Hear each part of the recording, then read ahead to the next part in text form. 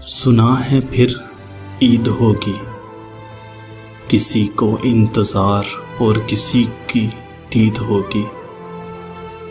सुना है फिर ईद होगी, सुना है फिर कोई अंधेरों में बैठकर अपने ख्वाबों को लपेटकर फिर किसी सुबह में आँख को नम करके वो मुस्कुराएगा खुद पे सितम करके।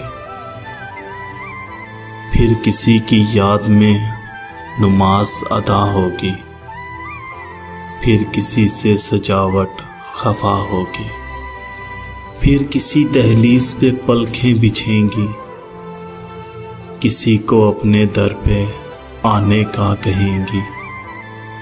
फिर कहीं फूल कोई सुल्फों में सजाएगा, फिर कहीं मेहंदी कोई हाथ में लगाएगा।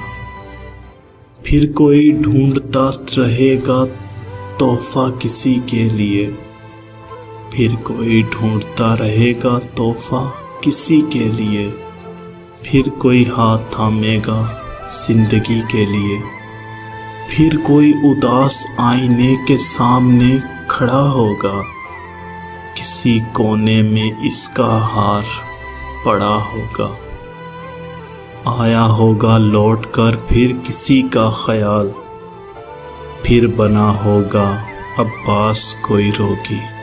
सुना है फिर ईद होगी, सुना है फिर ईद होगी।